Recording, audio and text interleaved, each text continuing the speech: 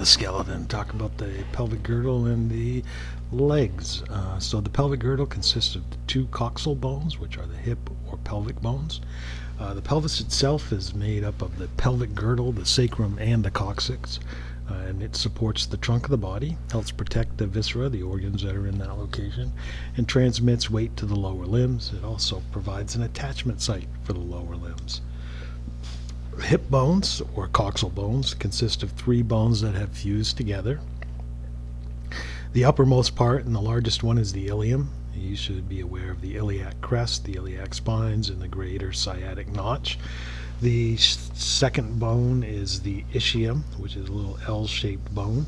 The lowest part, it supports the weight while we are standing, and you should be aware of the ischial spines and the ischial tuberosity.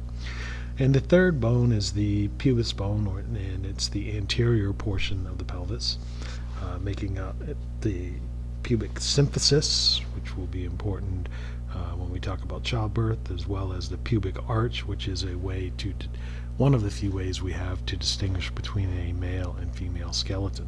You should also be aware of the acetabulum, which is the depression for the head of the femur to go into. So a true and a false pelvis. The false pelvis is the upper greater part of the pelvis. It's superior to the pelvic brim. It's supported by lumbar vertebrae in the back and by the iliac bones laterally.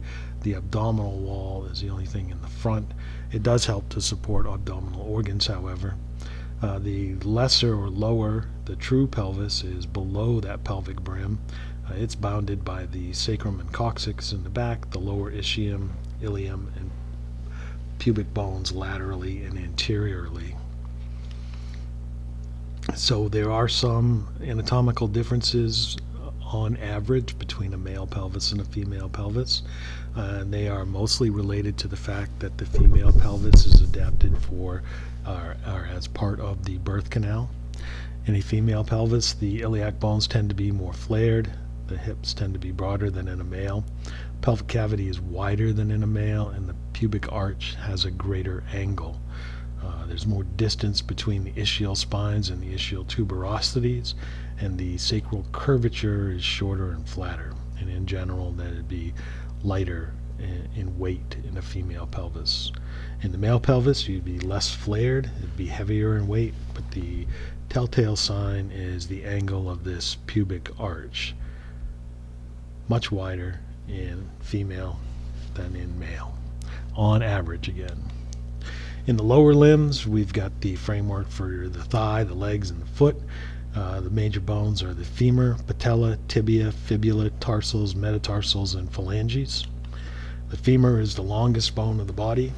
You should be aware of its head, the structure called the fovea capitis, the neck, the greater trochanter, the lesser trochanter, the linea aspera, medial and lateral condyles, and medial and lateral epicondyles. The patella, also referred to as the kneecap, is a sesamoid bone. It's in the quadriceps tendon. It's the anterior surface of the knee joint, and it helps with the lever action and the movements of the lower limb. The tibia is the larger of the two leg bones. It lies medial to the fibula. Its condyles are at the proximal end.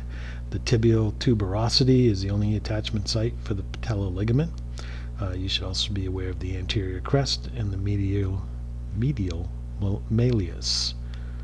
The fibula is on the lateral side of the tibia, and it's a long, slender bone. Its head is important. It has a lateral malleus, part of the ankle, but it is not a weight-bearing bone. Fibula is a non-weight-bearing bone.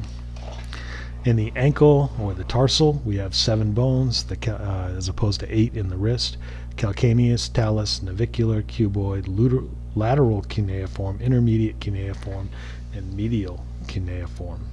There are 15 metatarsals making up the foot, and 14 toe bones. The phalanges, again, we have proximal, middle, and distal, except in the great toe, or the big toe, which there is only a proximal and distal phalange.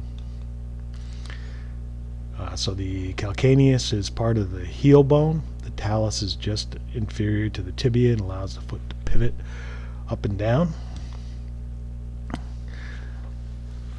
I'm going to keep going.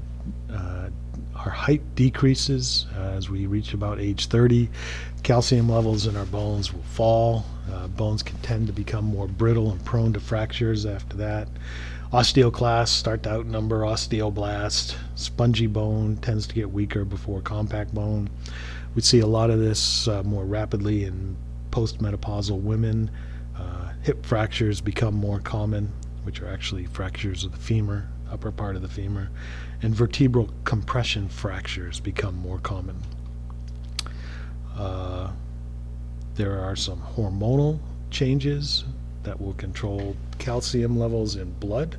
So when blood calcium is low, the parathyroid gland will sense that, release parathyroid hormone to break down bone and release calcium. That helps to get calcium back into the blood. Calcium in the blood is necessary. Calcium is an important ion for neurons and muscle cells. Calcium levels increase enough, the thyroid gland will release calcitonin and causing osteoblasts to deposit calcium in the bones and return blood calcium to normal. The evidence for this side of this homeostatic mechanism is a little weaker than parathyroid. Parathyroid definitely plays a role, but the last I saw, the chemical levels of calcitonin required to get osteoblast activation were above physiological levels.